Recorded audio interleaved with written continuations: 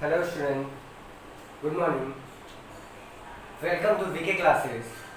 I am Vikram Kumar Gautam. बेटा की किसी कारणवश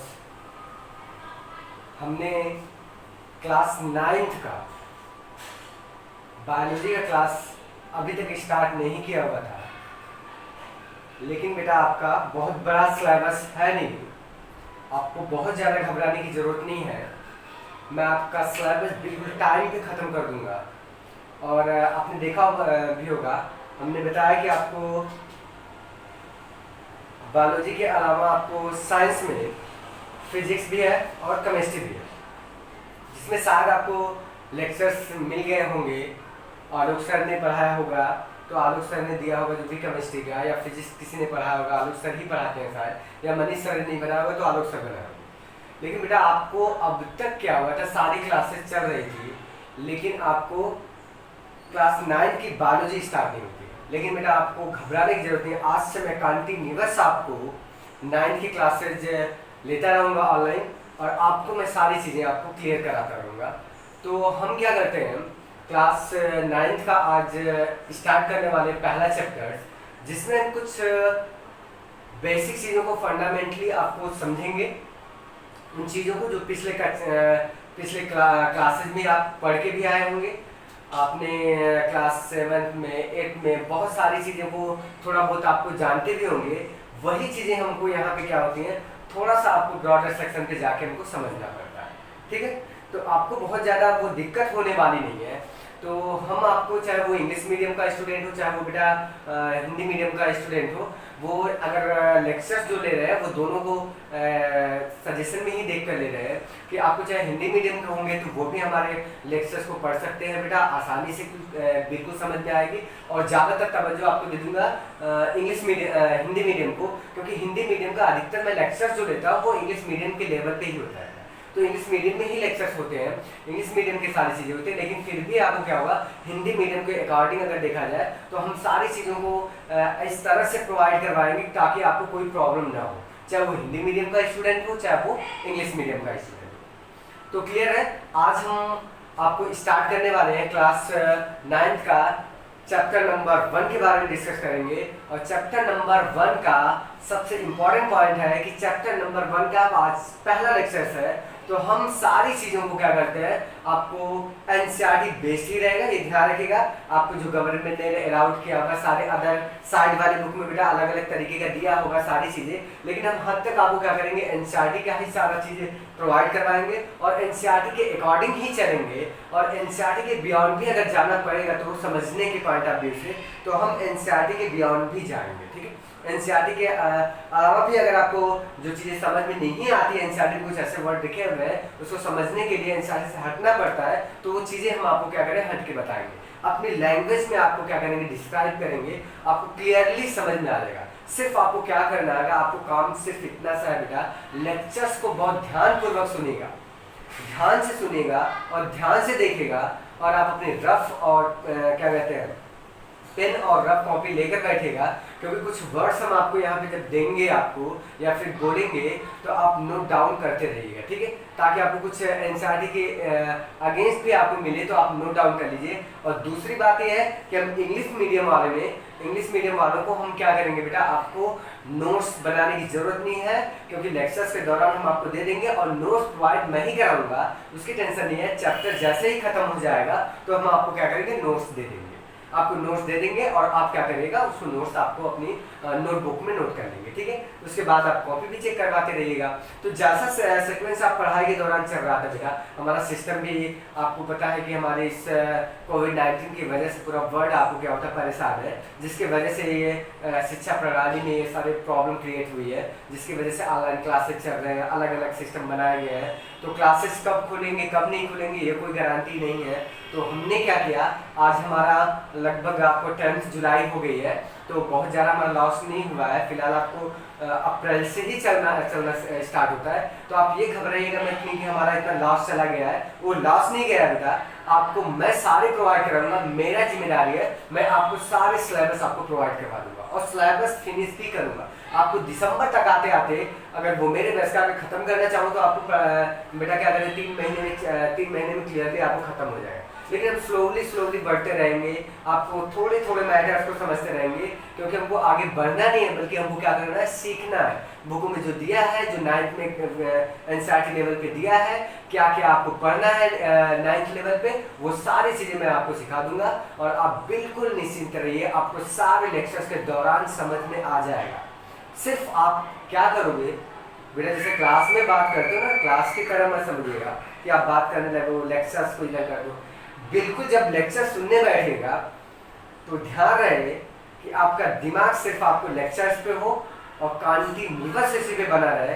ऐसा नहीं कि हम आपको उसको स्टॉप करके कहीं और दिमाग कर लिया, वो कर लिया। तो आप अगर लेक्चर्स कंटिन्यूअस नहीं करोगे बेटा, उसमें व्यवधान उत्पन्न होगा, तो वो आपको स्टडी बड़ी क्या होती है इम्पोर्टेंट नहीं साबित होगी, क्योंकि आपको कंटिन्यूअस पढ़ना है।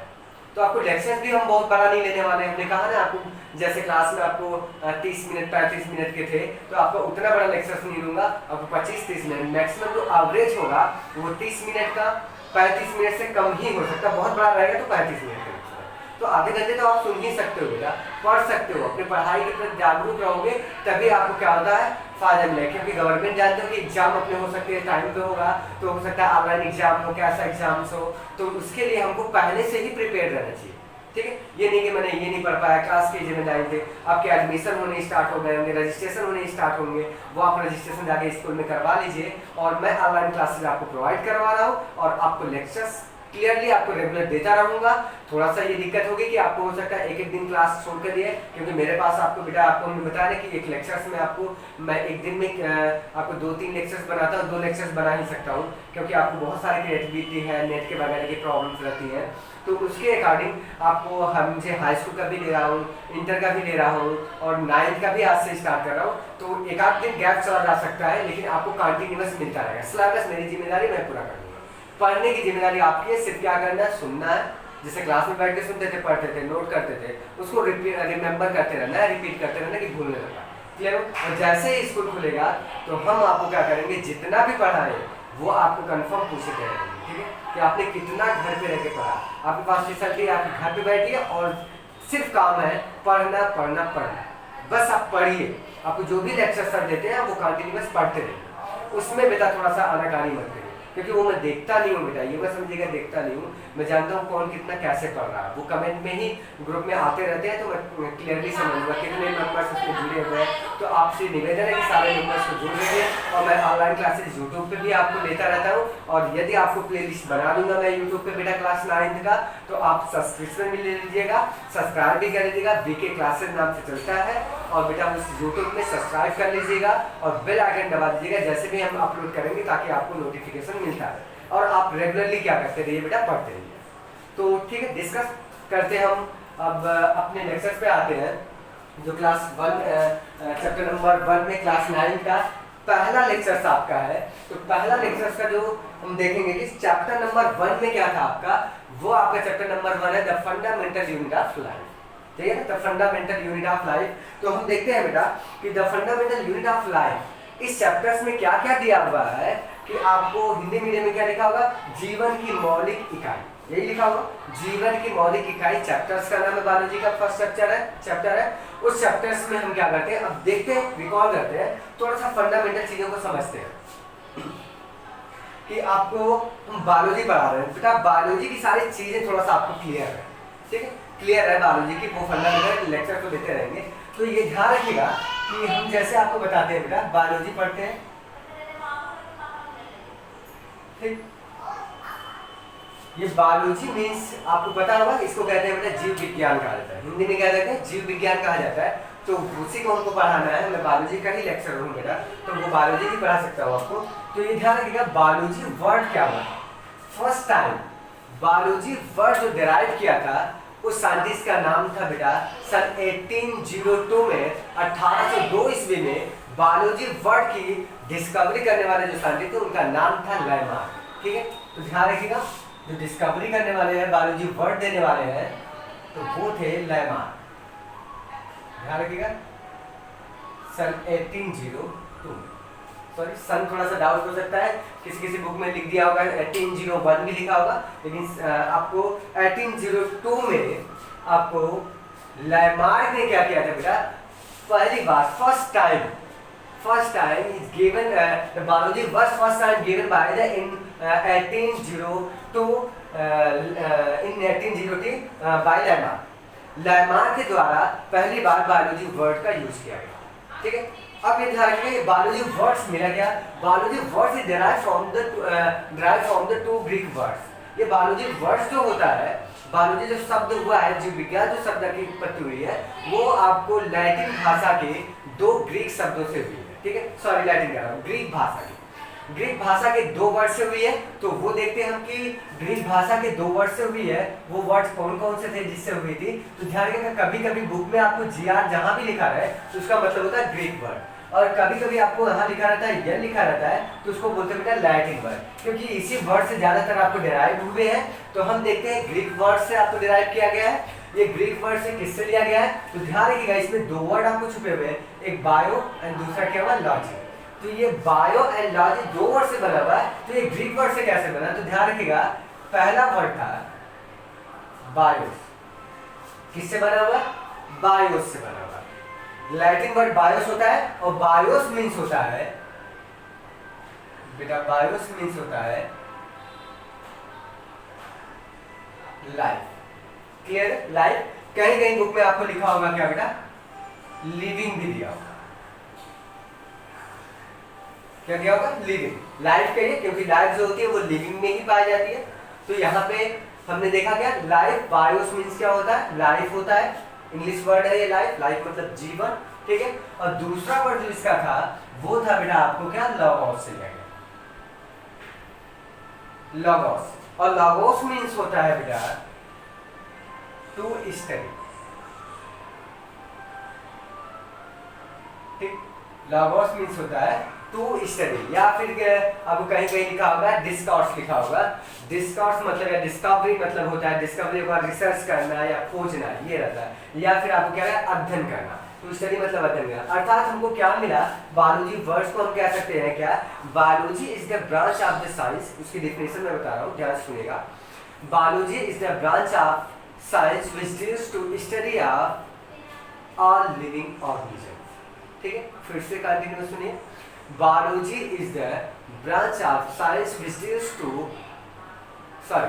biology is the branch of science which deals to study of all living organisms। जीव विज्ञान विज्ञान की वह शाखा है जिसके अंतर्गत हम सभी जीवधारियों का अध्ययन करते हैं। क्लियर हो गया, एक बार में डाउट क्लियर हुआ कि इसकी आप नोट्स में आपको जनरली 9th वाली बुक में लिखा नहीं होगा, लेकिन हम यहाँ से बेटा थोड़ा सा सेक्वेंस आपका हाई क्लास का आ जाता है, हाई स्कूल में एंट्री कर गए हो, तो इसलिए थोड़ा सा एडवांस टाइप का नॉलेज तो लेना ही पड़ेगा, है ना। तो वहाँ से आपको बेस, आपको यहाँ पे समझो बेस पढ़ रहे हो, हाई स्कूल 10th में जाओगे बेस पढ़ोगे, इंटरमीडिएट तक बहुत ब्रॉडर सेक्शन में मिल जाएगा, और आगे जाओगे BSc में और डिटेल में पढ़ोगे, तो आपको जो लेवल होता है ना वो बड़े हाई क्लास का है पढ़ाई का। अब जहाँ तक अध्ययन करोगे वहाँ तक पढ़ते रह सकते हो, मतलब स्टडी इज द, आपको कह सकते हो एक ब्रॉडर सस्पेंशन पे रूप पे लिया जाता है, एक समुद्र की गहराई के समान, जितना अंदर जाओगे उतना गहरा मिलता जाएगा। तो इस तरह से शिक्षा होती है। तो हम तो अभी स्टडी कर रहे हैं, हम उस लेवल पे आ रहे हैं, तो आप ही लोग हैं बेटा, इसमें से बहुत लोग क्या करेंगे, बहुत लेवल तक जाएंगे। अंतर यही है कि जो मेहनत करेगा अच्छे लेवल तक पहुंचेगा, जो मेहनत नहीं करेगा बेटा वो आपको आनाकानी करेगा, अपने भविष्य से पढ़ने में इंटरेस्ट नहीं लेगा, तो वो आपको आगे तक नहीं जाएगा। तो इसलिए कहता हूँ कि सबसे पहले पॉइंट तो आपको इंटरेस्ट लीजिए। तो बायोलॉजी एक ऐसे सब्जेक्ट बड़ी इंटरेस्टिंग सब्जेक्ट, आपको सारी चीज़ें आपको सामने एक जैसे मूवी देखते हो उस तरह से घटनाएं घटित होंगी। आप इमेजिन करोगे हमारे आसपास में ऐसे होता है, हमारी बॉडी में ऐसे होते हैं, हमारे अगल बगल की जीवधारी ऐसे, तो हम उन्हीं सारे जीवों को तो अध्ययन करेंगे इस बायोलॉजी के अंतर्गत। तो ये क्लियर हुआ, ये आप नोट डाउन कर लीजिएगा। लामार्क ने फर्स्ट टाइम उस वर्ड को डिराइव किया था, बायोलॉजी वर्ड दिया था, उन्होंने क्या किया था, बायोलॉजी वर्ड डिराइव किया था लामार्क ने। ध्यान रखिएगा बायोलॉजी जो होती है अगर इसकी ब्रांच देखी जाए तो इसकी दो मेन ब्रांचेज होती है। इसको दो मेन ब्रांच में आप डिवाइड कर सकते हो। कौन कौन सी? तो ये ध्यान रखिएगा पहली जो ब्रांच होती है बायोलॉजी की, ध्यान रखिएगा, याद करिए, हमने लैमार्क में लिखी जाए।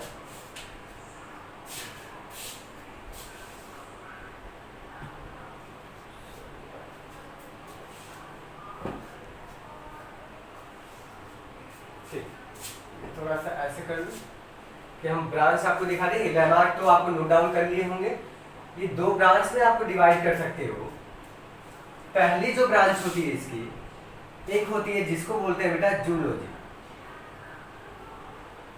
क्या बोलते हैं बेटा? जूलॉजी बोलते हैं। क्लियर हुआ? जिसको हिंदी में बोला जाता है जंतु विज्ञान। क्लियर हो जाए? दूसरी पॉइंट आपको दूसरी जो ब्रांच होती है उसको बोला जाता है बॉटनी।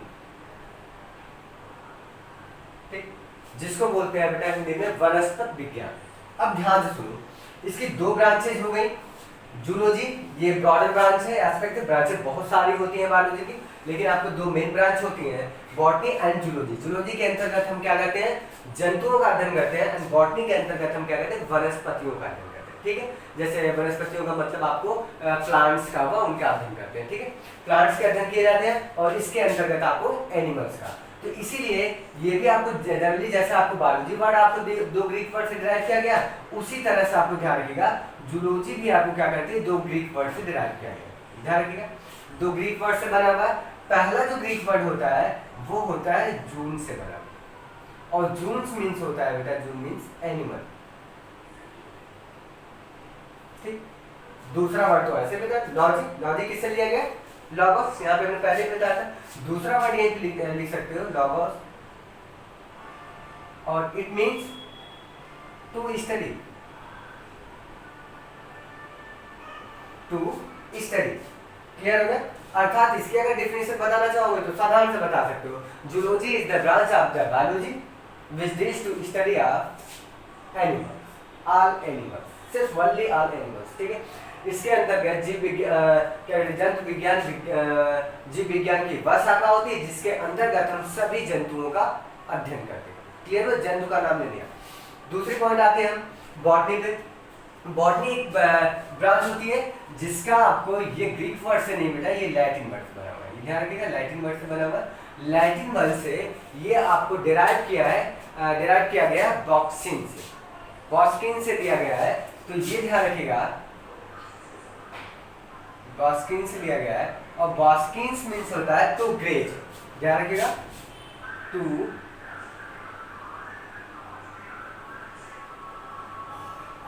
ग्रेज। टू ग्रेज मतलब होता है बेटा चरना। अर्थात आपको ध्यान रखिएगा, और ध्यान रखिएगा बॉस्किन वर्ड भी आपको लिया गया है किससे? तो आपको लिखोगे किससे? बॉस्क से। ठीक, बॉस्क मतलब होता है पालतू जानवर। अर्थात आपको कह सकते हो वो किससे आपको पालतू जानवर किसको चढ़ते हैं बेटा? घास को, पेड़ पौधों को, लीफ को खाते हैं, तो प्लांट्स को ही खा के तो जीवित रहते हैं। इस वजह से वहां से आपको क्या किया है? डिराइव किया गया। तो इसमें आपको डाउट न रहे कि आपको किससे लिया गया है, तो बॉस्किन वर्ड से लिया गया है। बॉटनी उसी से बना हुआ है जिसका अर्थ होता है लैटिन वर्ड में तो ग्रेज कहा जाता है। क्लियर हुआ? अब ध्यान रखिएगा जो बायोलॉजी और जूलॉजी होती है, बायोलॉजी की हमने बताया कि जूलॉजी एंड बायोलॉजी ये फर्स्ट टाइम, अर्थात फादर ऑफ, एक बड़ा वर्ड आपको फेमस है, पूछा जाता है कि फादर ऑफ बायोलॉजी किसे कहते हैं बेटा? फादर ऑफ जूलॉजी किसे कहा जाता है? एंड फादर ऑफ बॉटनी किसे कहते हैं? तो आपको ये ध्यान रखना है कि father of zoology and botany एक ही साइंटिस्ट का आता है ना, एक ही साइंटिस्ट है जो फादर ऑफ जूलॉजी भी कहलाते हैं एंड फादर ऑफ बायोलॉजी भी कहलाते हैं। क्लियर है? फादर ऑफ जूलॉजी भी कहलाते हैं एंड फादर ऑफ बायोलॉजी भी कहलाते हैं। तो यहाँ पे नोट डाउन कर लीजिएगा, जैसे देखो हम लिख देते हैं बेटा, father of biology and zoology किसका नाम होता है बेटा? तो ये साइंटिस्ट, बड़े महान साइंटिस्ट का नाम है एरिस्टॉटल।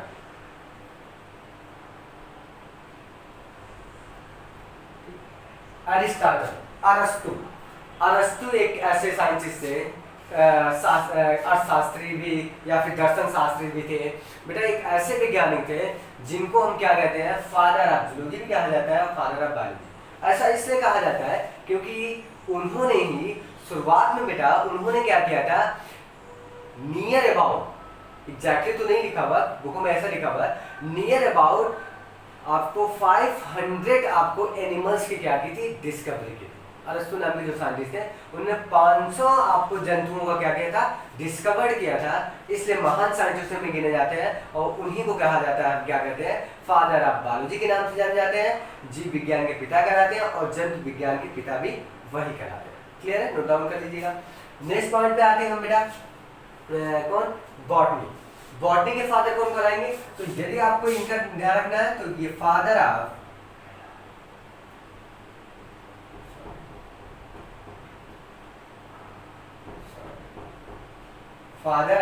बॉटनी,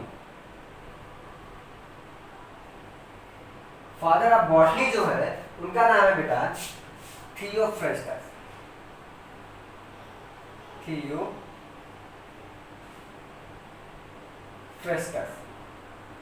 थियोफ्रेस्टस का एक फेमस नाम बताता हूँ। थियोफ्रेस्टस को हम क्या कहते हैं, फादर ऑफ बॉटनी कहलाते हैं। अब ध्यान रखो, थियोफ्रेस्टस जो थे, ध्यान रखिएगा, थियोफ्रेस्टस जो थे बेटा, वो आपको बड़ी आपको इंटरेस्टिंग पॉइंट है कि अरिस्टाइटल के ही क्या थे, वो शिष्य थे। जो थियोफ्रेस्टस थे वह अरिस्टाइटल के ही शिष्य थे। उन्होंने बाद में इन्होंने ये अध्ययन किया हुआ था और इन्होंने स्टडी करवाई थी और बाद में इन्होंने क्या किया, थियोफ्रेस्टस को इसलिए फादर ऑफ बॉटनी कहा गया। इन्होंने बाद में आगे चलकर इन्होंने नियर अबाउट 500 प्लांट्स की डिस्कवरी कर डाली, इसलिए इनको कहा जाता है फादर ऑफ क्या कहते हैं, बॉटनी कहते हैं।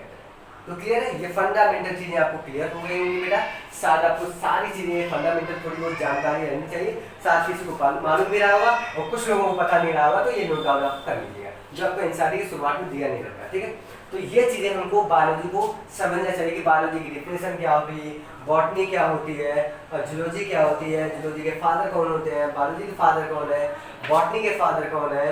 फिर आपको हमने इसके ग्रीक वर्ड्स भी आपको डिराइव कर दिए, पूरे के पूरे ग्रीक वर्ड्स का भी पूछ लिए जाते हैं। तो सारा फंडामेंटल हमारा आपको क्या हुआ, क्लियर हुआ। ठीक, अब पॉइंट हम देते हैं अपने आप को क्या कहते हैं बेटा, चैप्टर पे आते हैं। ठीक है, अपने जो चैप्टर पे आते हैं, फर्स्ट चैप्टर पे वो जो लिखा हुआ है, हमने बताया कि चैप्टर का नाम क्या था, फंडामेंटल यूनिट ऑफ लाइफ। उसको देखते हैं, बड़ा इंटरेस्टिंग पॉइंट लिखा हुआ आपको एनसीईआरटी में। हम अकॉर्डिंग टू एनसीईआरटी ही चलेंगे, ठीक, एनसीईआरटी के बाहर भी चलेंगे, दोनों से। हमको भाई स्टडी करने के, हमको नॉलेज प्राप्त करना है तो चाहे जहाँ भी जाना पड़ेगा, हर चीज कर सकते हैं।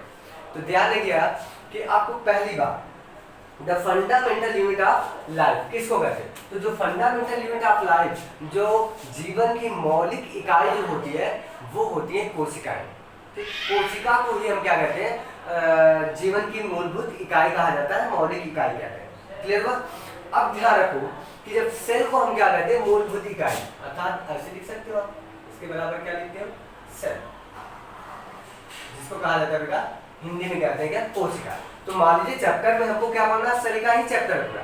सोचो कि ये सेल का चैप्टर, आपको बड़ा इंटरेस्टिंग पॉइंट बता रहा हूँ, आपका एक चैप्टर है, थोड़ा बहुत दिया होगा बेटा। हमने जब मैं एमएससी कर रहा था तो उस दौरान हम लोगों के एमएससी के फाइनल में जब हम 1 ईयर सेकेंड ईयर में गए हुए थे, तो उसमें हमको चूज करना था कि आपको किस साइंस से पढ़नी है। तो उसमें उस समय आपको 2 साइंस थी, एक थी फिशरी साइंस के नाम से थी और दूसरी थी सेल साइंस के नाम से।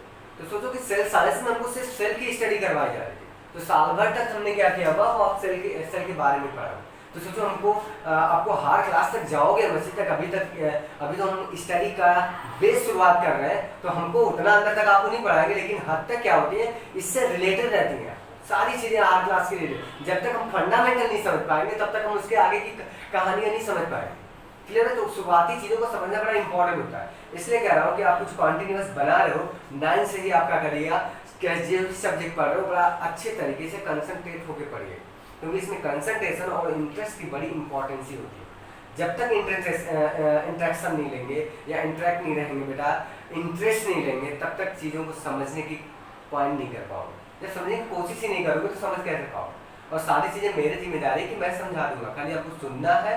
और जो भी डाउट लगता है तो आप कमेंट बॉक्स में ग्रुप में लिख दीजिए, सर मुझे ये नहीं समझ में आएगा, मैं सारे डाउट क्लियर कर दूंगा। कोई भी प्रॉब्लम हो आपको एक्स से लेकर XYZ तक, बायोलॉजी से रिलेटेड, सॉरी बायोलॉजी से ऐसा नहीं कि आप फिजिक्स पूछ लो, मैथ पूछ लो, तो मैं बताऊँ, बायोलॉजी से रिलेटेड कुछ भी हो वो सारी चीज़ें आपको मैं दूर कर दूंगा। ठीक है, आपको जो भी डाउट रहेगा। तो हम आते हैं अपने सेल की फंडामेंटल यूनिट ऑफ लाइफ। तो फंडामेंटल यूनिट ऑफ लाइफ किसे कहा जाता है? सेल को कहते हैं, कोशिकाओं को कहा जाता है। अब देखते हैं कि सेल्स क्या होती है। सेल्स को आप डिफिनेशन भी लिख सकते हो आराम से, cells is the fundamental unit of, या cells are the fundamental units of the life. ये आपको जीवन की मौलिक इकाई होती है। क्यों कहा जाता है उसकी पूरी हिस्ट्री हम देखते हैं, पूरे चैप्टर में इसी के इर्द गिर्द पूरी कहानियां घूम रही हैं और लास्ट तक क्लियर हो जाएगा हमको। जब लास्ट तक चैप्टर खत्म हुआ तब हमको समझ में आ जाएगा, बेटा आपको भी समझ में आएगा कि सर वास्तव में सच कह रहे थे कि ये सेल कितनी इंपॉर्टेंट है, जिसको हम हल्के में लेते हैं, जो आपको नाम लिखा गया सेल कोशिका। स्टार्ट करते हैं। तो सबसे पहले बात हम करते हैं सेल की डिस्कवरी पे आते हैं। ठीक है, सेल की डिस्कवरी पे आते हैं बेटा। इस सेल को डिस्कवर किसने किया था, कैसे इसकी स्टार्टिंग हुई थी, तो इसकी डिस्कवरी के बारे में पढ़ते हैं।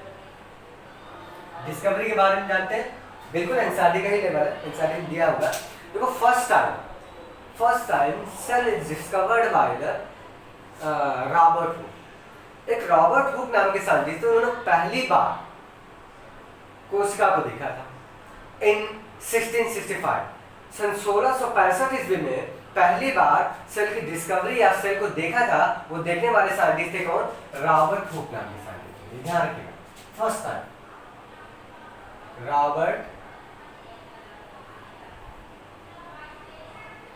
रॉबर्ट हुक नाम के साइंटिस्ट थे। उन्होंने किसमें देखा था? किस सन में? सन भी बड़ा इंपॉर्टेंट है, सन याद रखिएगा 1665 में। इन 1665 Robert Hooke saw the first time cell। उन्होंने पहली बार सेल को देखा था। उन्होंने कैसे देखा था? ध्यान रखिएगा, he take a small piece of card। उन्होंने एक छोटे छोटे टुकड़े के लिया था, पीस लिया था, किसके? कार्ड के। अब कहोगे सर ये कार्ड वर्ड आपको यूज कर लिया हमने, ठीक है। अब डिस्कवरी की थी इन्होंने सेल की, कार्ड का हमने नाम दिया बेटा। तो कार्ड होता क्या है, ये आगे आपको टिश्यूज जब पढ़ेंगे तो टिश्यूज में हम आपको बताएंगे, आपको ये प्लांट से रिलेटेड है। कार्ड जो होता है पौधे के जो छिलके होते हैं उसी का एक पार्ट होता है। वहाँ पे डिटेल में देखेंगे कि ये कार्ड वास्तविक चीज है किन सेलों का रूपांतरित पार्ट है, ठीक है। जब सेलों का एज बढ़ती है ना बेटा, तो सर्किल लाइक आपको क्या होते हैं, कुछ सेलें हम टिश्यूज बताएंगे, पैरेन्काइमा, स्क्लेरेन्काइमा और क्या कहते हैं कोलेन्काइमा, ये सारे टिश्यूज हैं, प्लांट्स के होते हैं। परमानेंट टिश्यू क्या होती है, मेरिस्टेमेटिक टिश्यू क्या होती है, उसी का एक रूपांतरित भाग होता है। वो क्या होता है, जब पौधे की एज बढ़ती है तो वो कार्ड का फॉर्मेशन हो जाता है, ठीक है। और ये क्या होता है बेटा, ध्यान रखिएगा, डेड होता है। ये क्या होता है, जो कार्ड होता है ये प्लांट से प्राप्त होता है, प्लांट की छिलके में रहता है, प्लांट से प्राप्त होता है। और ये कैसा होता है, डेड होता है कार्ड। ध्यान रखिएगा, नोट डाउन कर लीजिए, डेड होता है, ठीक। ये डेड होता है, आपको मरी हुई कोशिका होती है, निर्जीव कोशिका। अर्थात आपको ये समझ में आ गया होगा आपका कि रॉबर्ट हुक ने फर्स्ट टाइम जो सेल को देखा था वो सेल कैसी थी, डेड सेल। तब कभी ध्यान सुनिएगा कि रॉबर्ट हुक ने फर्स्ट टाइम किस सेल की डिस्कवरी की थी, डेड सेल की। अब ध्यान सुनो, उन्होंने तब उस समय, आज से 1665 की बात कर रहा हूँ बेटा, तो जो कितने वर्ष पुरानी बात कहानियां आपको दी हुई है उसको जानकारी हम ले रहे हैं, ठीक है। तो रॉबर्ट हुक ने 1665 में उन्होंने अपने ही द्वारा क्या हुई थी, माइक्रोस्कोप को निर्मित किया। माइक्रोस्कोप को निर्मित किया था, जो कि अब माइक्रोस्कोप का मतलब ये होता है बेटा, जैसे हम किसी जीवधारी को, आप छोटी क्लास में पढ़ेंगे, 8 में भी दिया होगा, ठीक है। क्या कहते हैं, किसी भी जीवधारी जो होते हैं, कुछ ऐसे जीवधारी है जो हमको क्या होते हैं, नंगी आंखों से देखे नहीं जा सकते। उसको देखने के लिए क्या करना पड़ता है आपको, माइक्रोस्कोप को, उसमें कुछ लेंसेज लगे रहते हैं, उसकी हेल्प से हम क्या करते हैं, उसके बड़े बड़े इमेज को देखते हैं, ठीक है। जो छोटा इमेज बिल्कुल दिख नहीं रहा था, वो बिल्कुल ऐसा इमेज बन के दिखता है जो हमको बिल्कुल स्पष्ट दिखाई देता है। आपको इलेक्ट्रॉन, ध्यान रखिएगा, एक माइक्रोस्कोप इस समय डेवलप, उस समय इलेक्ट्रॉन माइक्रोस्कोप नहीं थे। इलेक्ट्रॉन के बराबर अगर कोई कर रहेगा तब भी हम इलेक्ट्रॉन माइक्रोस्कोप से आसानी से देख सकते हैं। तो रॉबर्ट हुक ने क्या किया था, रॉबर्ट हुक ने जब डिस्कवरी करते थे, रिसर्च कर रहे थे, उस दौरान उन्होंने कार के पीस लिए थे, छोटे छोटे टुकड़े लिए थे, और उन्होंने क्या किया था, उसके पीस को लेकर उन्होंने स्लाइड बना के आपको क्या होता माइक्रोस्कोप में देखा, अपनी ही माइक्रोस्कोप, याद रखिएगा, अपनी ही माइक्रोस्कोप में देखा था। तो उनको दिखा क्या, एक मधुमक्खी के छत्ते की तरह, मधुमक्खी के छत्ते कह सकते हो, या ग्रेप्स का एक गुच्छा नहीं होता है, बंच ऑफ ग्रेप्स का गुच्छा, जैसे आपको वो क्या कहते हैं, अंगूर, अंगूर की एक डाली पकड़ो, देखो ढेर सारे गुच्छे लगे रहते हैं ना, ऐसे गोल गोल लगे रहते हैं, तो उसकी तरह बिल्कुल ऐसे देखा हुआ था। अर्थात मधुमक्खी के छत्ते में देखा था। मधुमक्खी के छत्ते का आपको थोड़ी वो आपको जनरली फिगर तो आपको कहीं दिया होगा बेटा, शायद नहीं दिया है बेटा आपको। जब हर क्लास में जाओगे तो वो फिगर मैं आपको दिखा दूंगा, या फिर हम कल दिखा देंगे, ठीक है। हर क्लास की बुक में दिया है, क्या कहते हैं 12th वाली में दिया होगा या 11th वाली में, सॉरी 11th वाली में दिया होगा, वो मैं ला के दिखा दूंगा आपको इमेज, कैसा इमेज दिखा दूंगा, एग्जैक्टली इमेज दिखाऊंगा आपको। फिलहाल आप समझने के लिए देखिए, उन्होंने मधुमक्खी के छत्ते लाए कैसे, एक आपको स्मॉल कंपार्टमेंट ढेर सारे देखेंगे। स्मॉल कंपार्टमेंट मतलब आपको सिर्फ खाली जगह, मधुमक्खी के छत्ते की तरह खाली जगह देखा था, और उन्होंने उसी खाली जगह को वही नाम दिया था, क्या बेटा, सेल नाम दिया। उन्होंने डिस्कवर करके सेल नाम दिया। तो आपको ये भी याद है कि cell word is first time derived by the Robert first time cell discovered by the Robert in 1665। सन याद रहे, ठीक।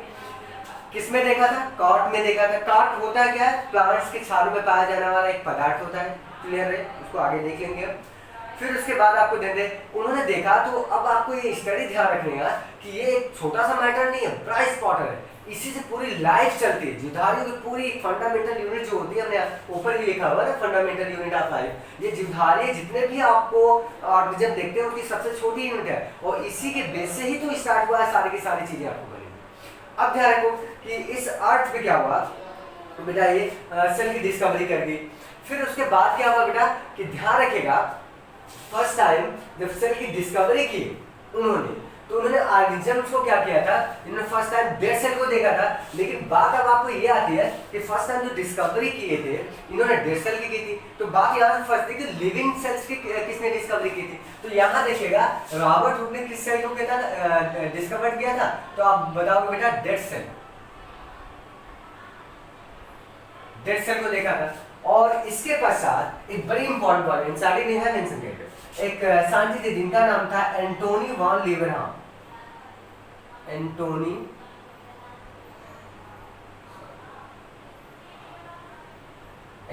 वॉन लीवरहाम।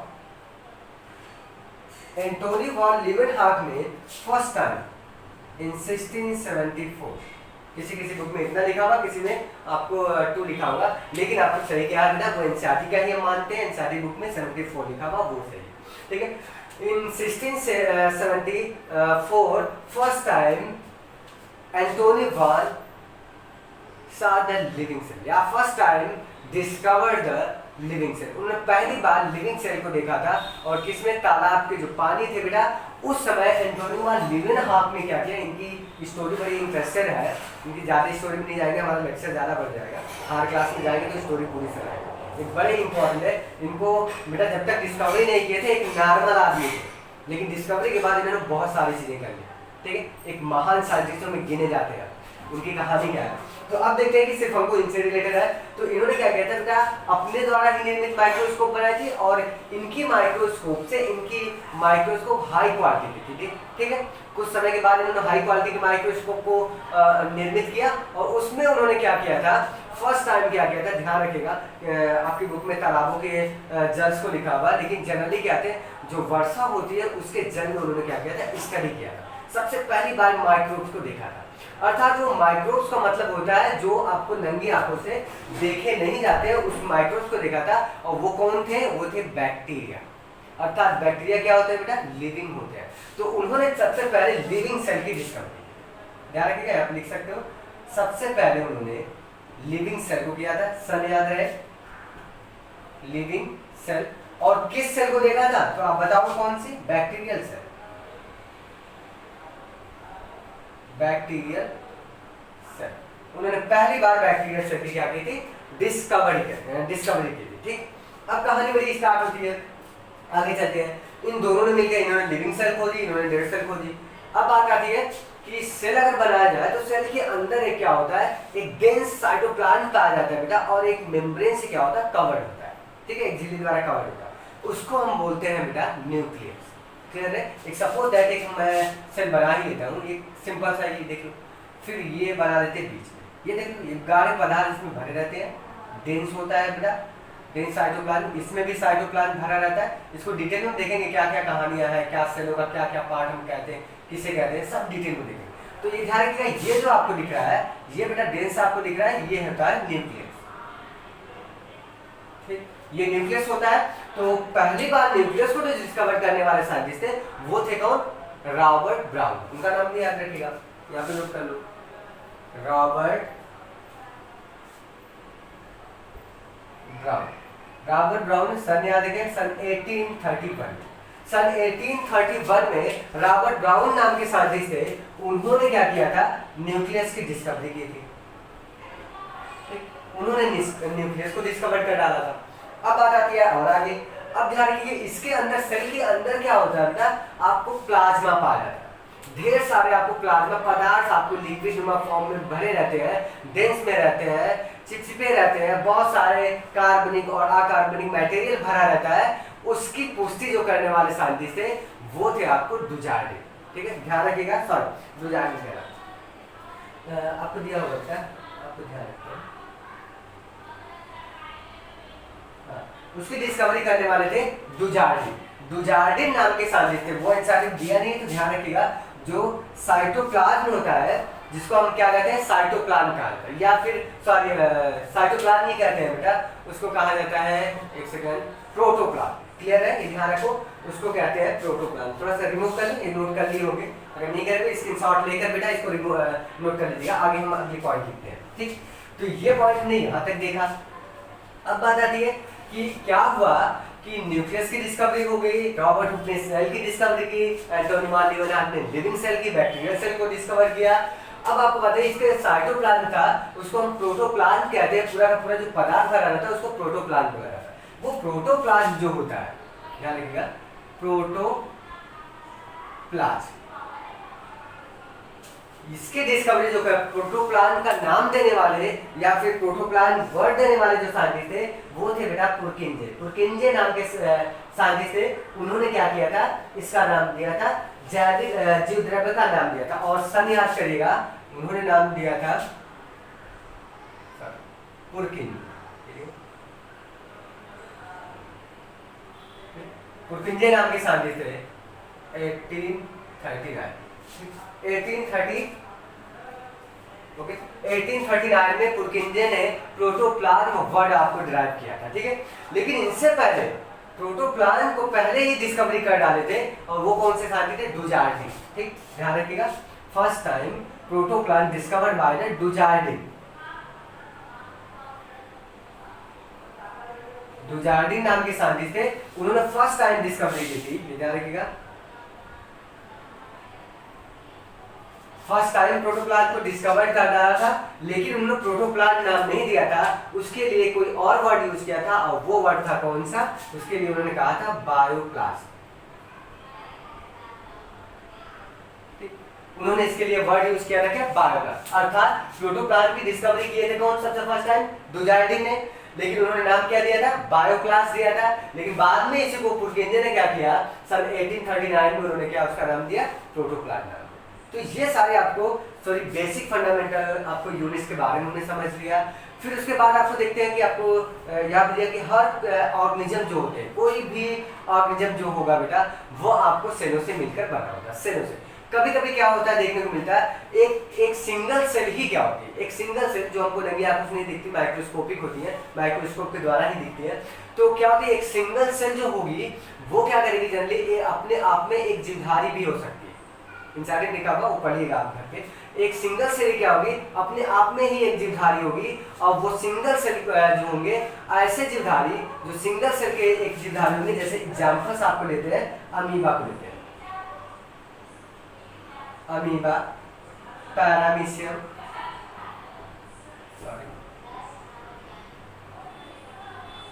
पैरामीशियम, और एक लेते हैं बेटा यूग्लिना,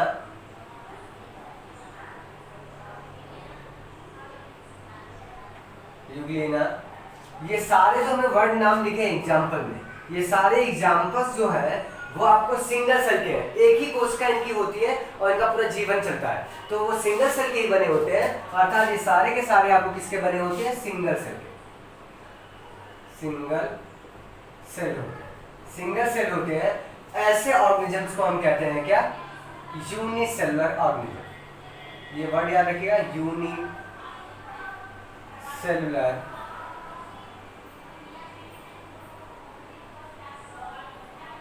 ठीक, यूनिसेलुलर ऑर्गेनिज्म। और यदि देखा जाए हाई क्लास के जो एनिमल्स होते हैं, कुछ इनके अलावा भी कुछ जीवधारी होते हैं, मोस्ट ऑफ द एनिमल्स या फिर प्लांट्स आपको होते हैं, वो कई सारे, कई लाखों, कई मिलियन सेलों से मिलकर बने होते हैं। तो ऐसे ऑर्गेनिज्म से जो बहुत सारे सेलों से मिलकर बने होते हैं, उनको हम कहते हैं बेटा क्या? आपको उनको कहा जाता है आपको मल्टी सेल ऑर्गेनिज्म जो होंगे, या मोर सेल, ऐसे लिख सकते हो। मोर सेल मतलब ढेर सारे सेल के, मोर सेल। ऐसे ऑर्गेनिज्म को कहेंगे क्या? Multi cellular organism, multi cellular organism. ठीक, मल्टी सेलुलर ऑर्गेनिज्म। तो ये दो जीवधारियों का नाम याद रखिएगा, unicellular organisms and multi cellular organism. ये सारे जो हमने फंडामेंटल आज का क्लियर किया, कुछ हद तक आपका सिलेबस क्या था, कुछ आपको सिलेबस के बाहर हमने बताया। तो बेटा आज का लेक्चर बस हम इतना करते हैं, और नेक्स्ट लेक्चर पे हम आपको बताएंगे सेल थ्योरी के बारे में डिस्कस करेंगे। सेल कैसे कैसे पाए जाते हैं, सेल में क्या क्या चीजें पाई जाती हैं, कैसे काम करती है, आगे पॉइंट वाइज क्या कहते हैं अध्ययन करते चलेंगे, तो हमको बिल्कुल क्लियर समझ में आ जाएगा वास्तविक चीज में सेल क्या होती है, कितनी इंटरेस्टेड है। ये एक छोटा सा वर्ड नहीं है, एक ब्रॉडर एस्पेक्ट है, और हमको क्लियर हो जाएगा कि लाइफ किसके बेस पे चलती है। क्लियर बात? तो मेहनत करते रहिए, पढ़ते रहिए। Best of luck, thanks. 9th का ले तालीम छोड़े बनाए मतलब लिखने वाला लगा कहे ना कहाँ ले लिया लिया कहाँ लग बैग